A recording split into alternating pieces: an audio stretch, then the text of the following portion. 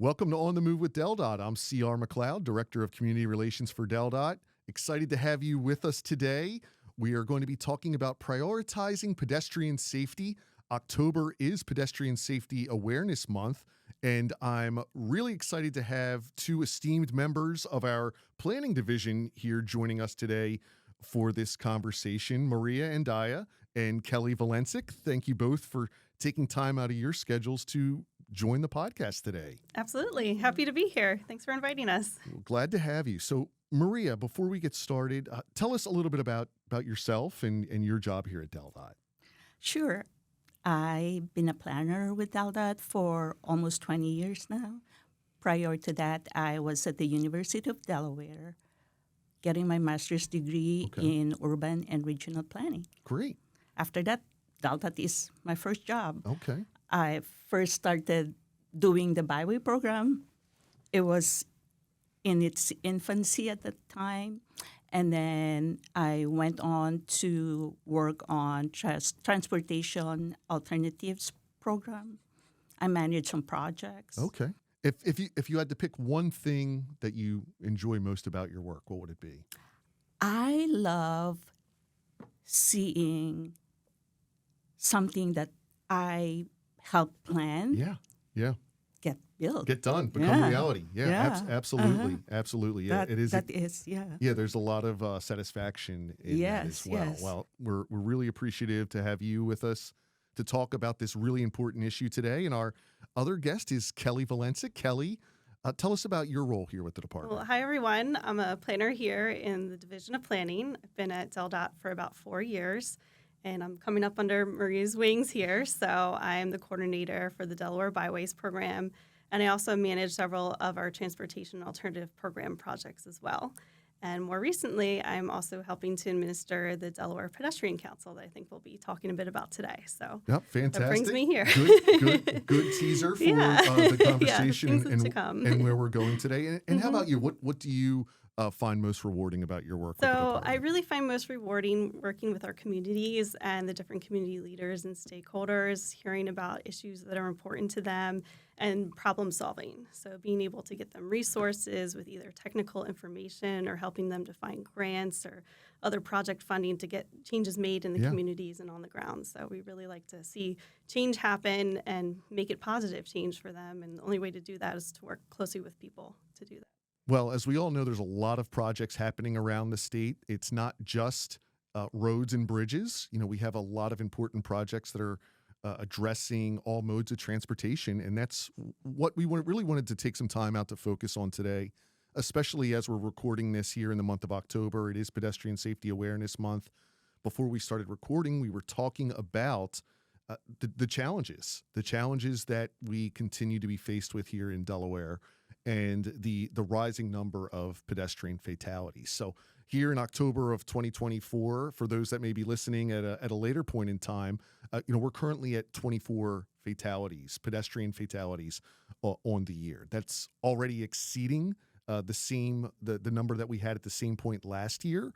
So we're alarmed by that. We're alarmed by that trend, and this has been an issue that we've been investing a lot of time and resources and money into to help us make our pedestrian transportation network safer. That's really, I think, one of our overarching goals that we've been focused and committed to. And, I think, as we start looking at what the challenges are of, how do we reduce this number? Our ultimate goal is zero. We want there to be zero deaths on our roads. We want there to be zero pedestrian deaths on our roads. Maria, can you give us a sense of, the challenge that has really led to the focus for the department in terms of what we've seen over the years with pedestrian fatalities in our state? When I first started at DelDOT in 2005, pedestrian fatalities wasn't a serious issue. I remember we had 11 fatalities. I believe it's not good. Like anything above zero is not good. Right. Sure. One is too many. One is too many. Yeah. But it wasn't as serious as today. And then looking back, I looked at the data, and I thought that it started in 2012 when we had 28, 29, and then 2015 we had 36, which I think is the highest we have in decades. And then 2017 we had 34 pedestrian fatalities, which was 29% of all traffic fatalities, which is really high. Right. Considering the national average that year was 15%, or almost twice the national average. But I went to dig some more and found out that Delaware had the same problem since 1920s. Wow. When- Over 100 years. Yes, right. over 100 years. Right. You're Really, correct. since Yeah. automobiles started becoming prevalent Yes. on our roadways, we're seeing historically Yes. there's a history of pedestrian fatalities, and Fata- that correlates, right? You know, again, you're introducing automobiles and Yes. you- Highways. and you know, when those two mix, it's not usually a good outcome. No, it's So that's really interesting. That this is not a new problem no. for Delaware. We've been very transparent that it is a problem. We've ranked near. First in Yep. 2017 by the Governor's Highway Safety Association. First per capita. And that's not something we want to rank first. No. in. And again, that's really one of the reasons that we've made such a concerted effort to prioritize pedestrian safety on our roadways. When we're looking at that, obviously the numbers are the outcome and are the tragedies that happen. Can we talk a little bit about the infrastructures? What are the infrastructure challenges that contribute to the problem? And Kelly, if you want to offer some thoughts on that. So it's like, how did we get here, Right. right? So what is the issue going on? So since the 1920s, we've been building roads to get cars from place to place, the vehicles, but we haven't been prioritizing our vulnerable road users, people that are not protected in the vehicles. So people walking, people biking, even people on electric scooters nowadays. So we got to think about those folks as we are building our highways. Unfortunately, they weren't included in some of the designs of the past. So we built these high-speed, multi-lane highways that don't have safe crossing opportunities for people to get from place to place.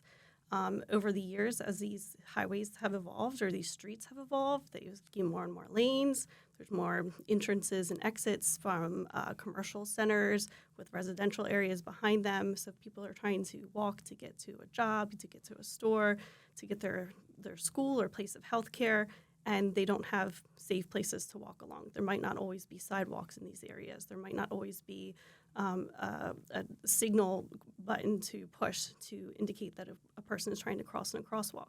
If there is crosswalks, unfortunately, they might be very far apart, and it's not always convenient to walk up to the crosswalk, cross, and then backtrack and then go where you want to go. So there's been some structural problems along the way over the years that we need to start addressing in how we are building our roads here at DelDOT now. So we're thinking about those things as we're moving forward with some of our projects. So I think we talked about some of them that are coming up. I don't know if you want to mention those, CR. And for our listeners, just as you're describing these roads, I think all of us can immediately think of an area like this. Route 13, Route 40, Route 113, Kirkwood Highway, Route 2. Roads, across the state where you have those types of conditions, where you have what are now major roadways, and you have businesses and shopping centers of all along these roads, and then surrounded by residential areas. You have vehicles moving at high speed. It's something where you ultimately see those conflicts arise between when we look at the map of where we see pedestrian incidents occurring. We see a lot of them in these areas, and it's something that we've been paying a lot of attention to, because when we talked about the history just a moment ago, the mindset of transportation agencies was, everybody has a car and everybody needs to get in their car, and go from point A to point B as quickly as possible. And that's just not the right mindset. Not everyone has a car. Not everyone wants a car. And we shouldn't have to be solely reliant on cars to live our daily lives. So I think that's a change in the mindset of not just DelDOT but transportation agencies around the country, and that's one of the big factors that we see. And I think one of the other parts of it is, and Maria, if you can touch on it, and Kelly started alluding to it, just the human behavior piece. When we have, you talk about these situations where the infrastructure is lacking. Can you talk for a moment about how the human behavior portion of it comes into this and can also lead to these incidents occurring? Yes. Data shows that majority of our pedestrian crashes and fatalities happen between dusk and dawn, and most of them are wearing dark colored clothing. Right. And we are working to educate the public that being seen at night is very important.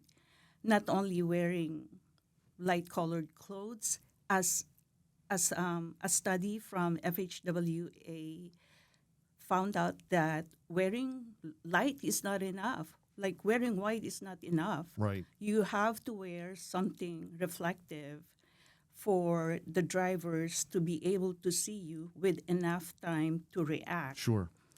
And there was a time when we went to some homeless shelters because that's where the walkers are. Most of them walk as a form of transportation. Sure.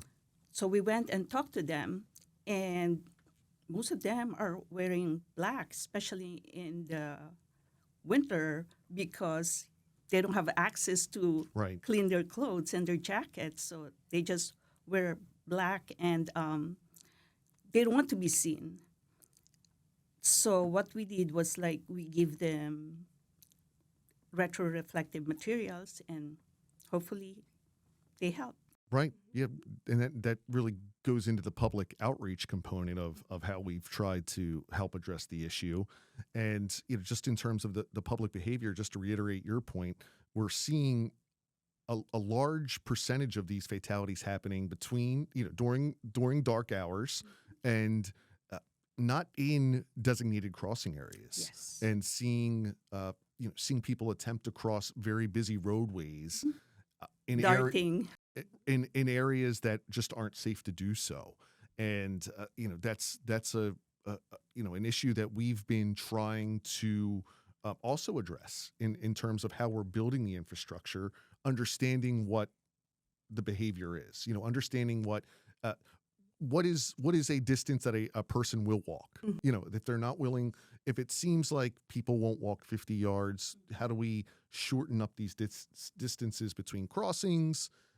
We have to adapt to the human behavior somewhat to ensure that we're meeting the needs to prevent these types of situations from happening. So I think that really leads us into our next the next part of this discussion is how are we working to improve and prioritize pedestrian safety across the department. So just wanted to really first touch on the infrastructure investments that we're making. Mm-hmm. And, if you both could, just, provide us with some insight into, what are we doing to make our transportation system safer for pedestrians? Well, ever since we adopted the Complete Streets policy in 2010, that's been the policy of DelDOT. Like in all the projects, we should have facilities for pedestrians, bicyclists, and transit riders. And you will see that in all the projects that we're implementing, it's very important that they're there.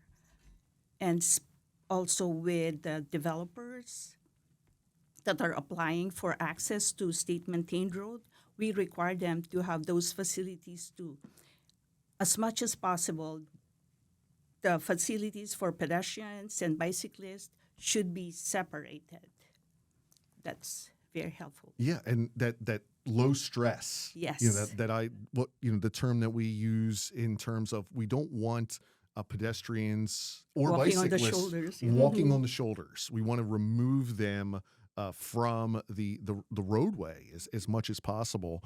And for any project that you may be seeing happening around our state now, you'll likely see a separated pathway, sidewalk, and designated crossing areas. These are all built into the work that we're doing. Now, that wasn't always the case. So, No. We've been really working to address those areas where there aren't good pedestrian facilities in place, and also trying to connect those, really connect the network. I think we've often heard of the sidewalks to nowhere. Yes. And I know that's been part of this Complete Streets plan as well, is that, how do we need to continue building out these networks so that there is that interconnectivity and keeping people removed from the roadways themselves. And, just to touch on another project that we've been investing a lot of time and money into over the past several years is the Route 13 project in Newcastle County from Route 40 to Memorial Drive. Mm-hmm. So really, for those that may live in other parts of the state, this is a very heavily congested corridor. Before I-95, there was Route 13. Route 13 continues to be a very busy north-south corridor in the northern part of the state. And not surprisingly, we've seen a very high number of pedestrian fatalities occurring there throughout the years. And the work that we've been doing to make that area safer, Kelly, if you could want to offer some insights into, how are we making these types of areas safer for pedestrians? So there's a few things that we can do after a road is already in place. So some of the projects that we're talking about already are like things that we can think about when we're putting in a brand new area or brand new road easy. or brand It's new intersection. easier. We can build it any way we want, right? Right. So now when we have to go back and retrofit an area that's already got infrastructure in it, we have to think about ways to make it easier to cross that road. So putting in signalized intersections and creating crosswalks at each leg of that, not just the two legs. Also thinking about doing curb extensions or bump outs and reducing that area where a pedestrian would be crossing that street. Also lighting that area. So if there is pedestrians out there on the street, they're able to be seen at night. Additionally, adding sidewalk to the shoulders of those roads so folks are not walking in the shoulder and have that safe buffer as they're walking along. Let's see, what else did I want to say here? Barriers. Yeah, barriers. So barriers in the median. So that Right. encourages folks to go to the signalized crosswalk and not cut across in the middle of a median where you might be jumping through traffic to do that. And we're seeing creative ways of that being done. Obviously, on the project that I just mentioned on Route 13, we've actually put in physical barrier Yes. there to really deter that type of crossing. And then when it is a divided highway, you have a center median refuge island where you can stand and wait until the other side is clear, and you have a designated space to do that, so you don't feel like you're stuck out in the middle of a tiny little, island the whole time waiting and hoping that traffic doesn't hit you. So a couple of things. Yeah, and those are great examples, and we've had great partners as well. I think about Dewey Beach and the work that we've done over the past number of years. Anyone that travels through Dewey, it's Route 1. It is, again, the main north-south corridor, and during the summer months, there's a lot of people in that very small area. And a lot of cars. And a lot of cars. And the work that we've been able to do, partnering with Dewey specifically to improve those crossings with rectangular rapid flash beacons, the RRFB that we refer to them as. Again, the lighting, the barriers on the crossing, really all designed to limit and control the flow of where pedestrians are crossing back and forth across Route 1. And that also provides the operators of the vehicles a measure of control as well, because they know where to look for pedestrians. They're just not darting out in front of their cars at any given spot. That's again, that's a recipe for disaster. So, seeing those types of improvements happening across the state, those are just two primary examples. But Sure. we continue to look at how do we improve that pedestrian accessibility in those areas. Another one worth mentioning, and we talked about this before we got started, was just the biggest project going on in the state right now is the 95-896 interchange. And while that's designed to address issues with vehicles that we've seen far too many crashes at that interchange over the years, and this new interchange is designed to alleviate those issues that have happened. We also saw it as an opportunity to address pedestrian safety and bicyclist safety by adding a dedicated separated pathway adjacent to one of the bridges. So it'll be completely separated from traffic, but it will allow people to move from the east and west sides of Newark back and forth without having to interact with traffic. And that's going to be another win. Again, I wouldn't certainly ride my bike along 896 right now in that area. I don't think, we wouldn't recommend anyone do that. But having this dedicated crossing there and then tying into the existing facilities, sidewalks and trails on either side there are really going to be a new opportunity for people to, again, move without. Yeah. With safety comes improved connectivity and improved timing in everyday life to get to a place that you need to go to, so it doesn't take as long, and you can do a faster route than maybe you could, instead of riding the bus, you could walk or something like that. Giving options. Yeah, That's really what absolutely. this is all about. Providing options for people to move safely is the goal here. So, it's not just DelDOT. We're obviously, we've been laser focused on this and again, building projects and implementing plans from our Complete Streets program and really trying to address these issues. But we know we can't do it by ourselves.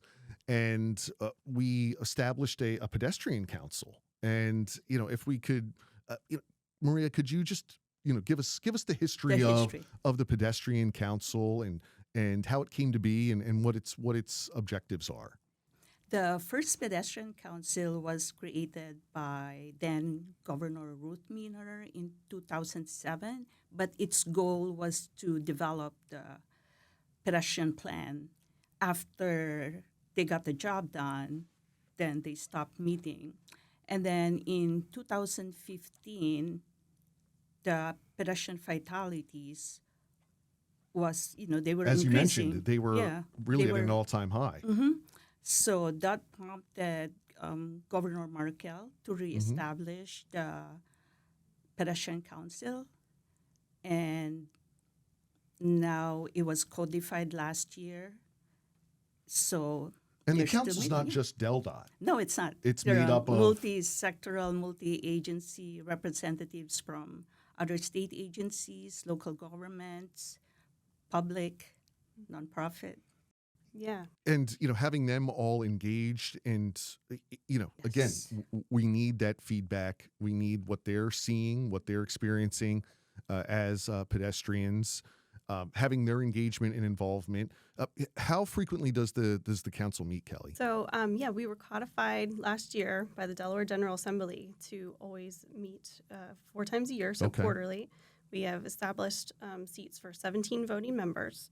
So more specifically, that's a representative from each county, DelDOT, Office of Highway Safety, Department of Homeland, or Department of Housing and Social Security, I believe. Who else do we have? Representatives from different disability groups. Yes. Do we have any members of the general public? Could a member of the general public, if this is an issue? So we have an appointed person. Appointed.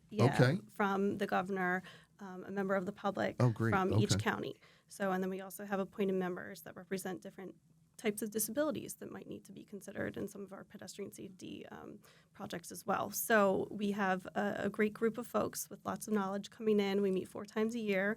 but it doesn't seem quite enough. So we're actually establishing subcommittees to work Okay. on specific issues of interest to the committee. So our first one that we've come up with is land use.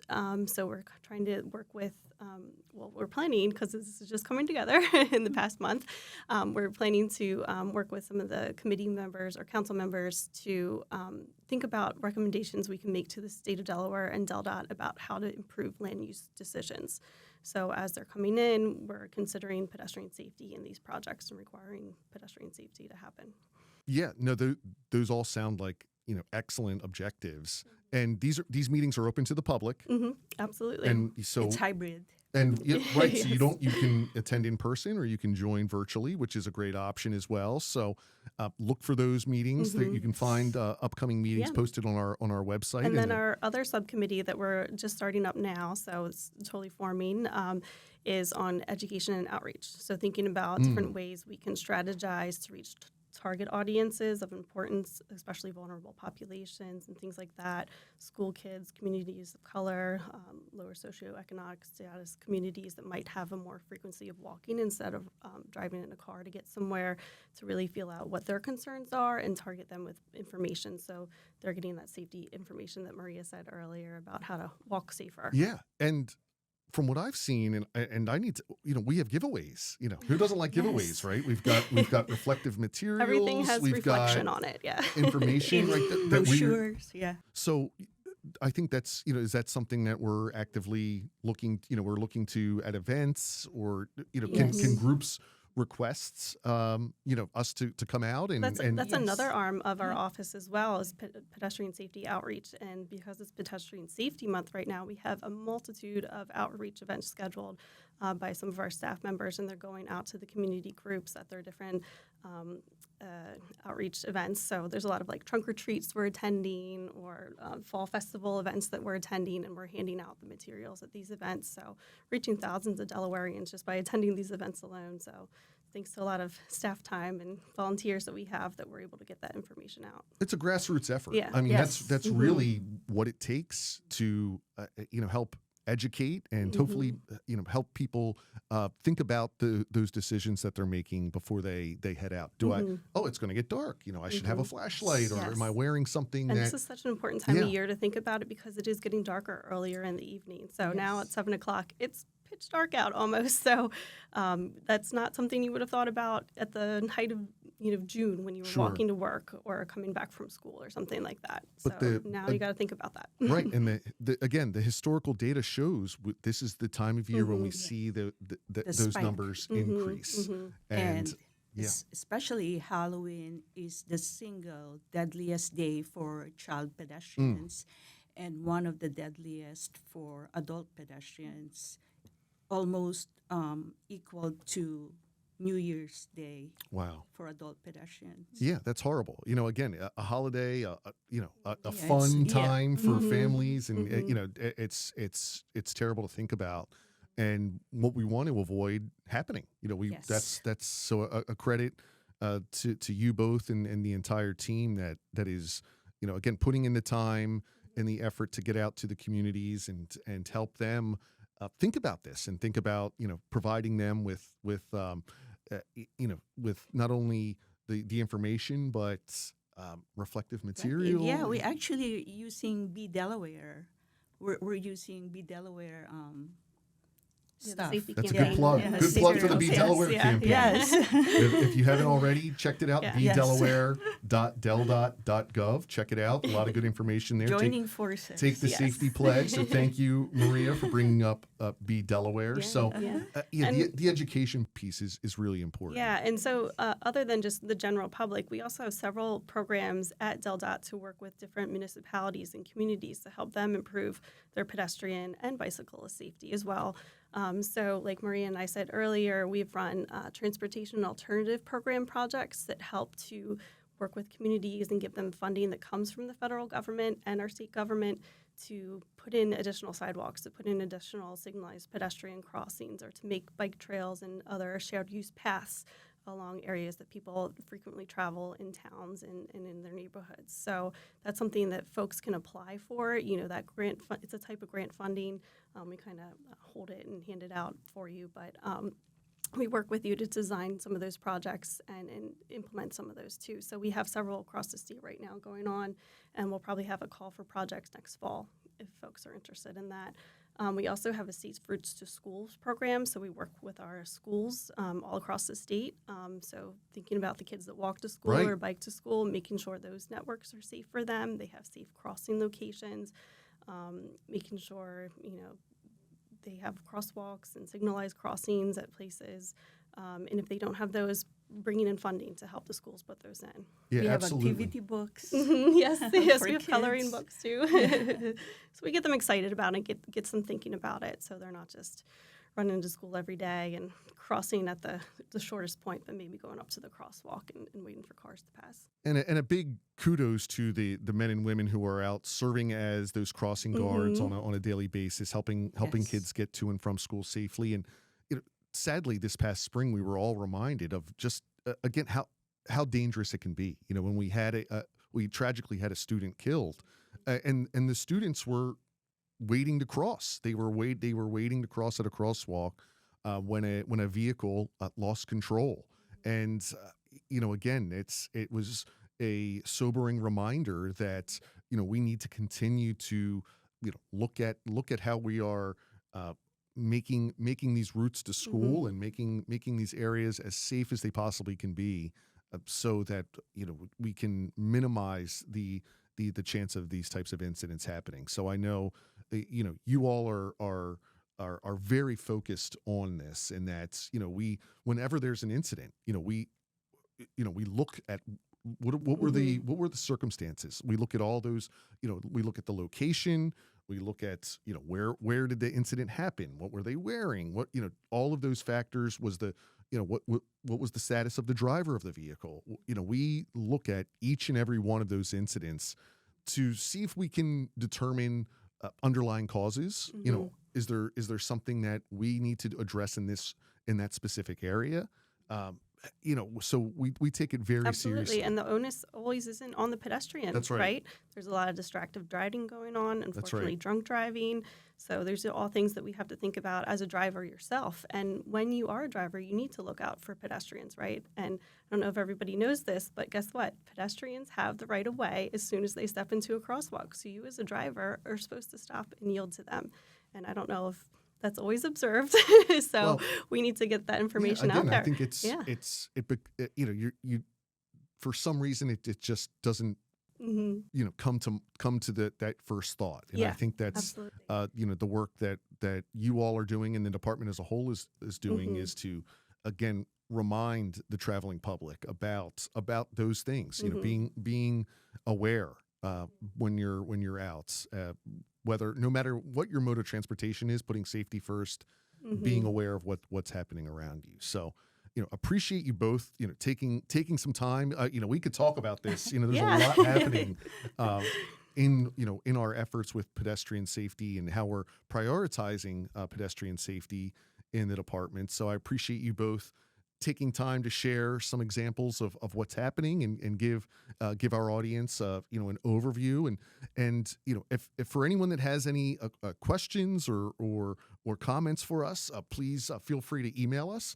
You can go through the community relations division. You can email us at dotpr@delaware.gov. If you have any comments, feedback, or you'd like to get in touch with Kelly or Maria, if you have a topic for an upcoming, something you would like to hear about in an upcoming podcast, send us an email. Let us know. We're looking for more topics to cover here in the future, and we can bring in other area experts from across the department to have those discussions. So with that, just want to say, Maria, thank you for all you do for the department. Kelly, thank you for your commitment to pedestrian safety and the work that you're doing around the state to help us help people move more safely and to minimize the risk of incidents involving pedestrians in the future. So Absolutely. Thanks for having us here today, and be happy to come back and give a project update in the future. So absolutely. let us know. Any closing thoughts before we sign off? I want to say that walking is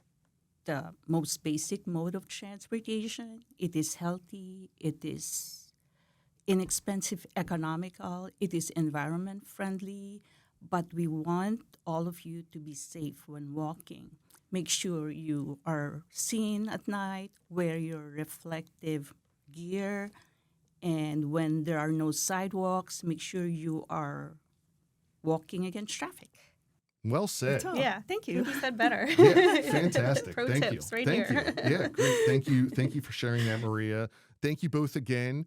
To our audience, thank you for taking the time to join us for this latest episode of On the Move with DelDOT. Special shout out to the man behind the screen here, Chris Owens. He makes the magic happen with the recording and the production of the On the Move podcast, our multimedia coordinator extraordinaire, Chris Owens. So thank you, Chris, for all you do. And we look forward to being back soon with our next edition of On the Move with DelDOT. I'm C.R. McLeod. Thanks again.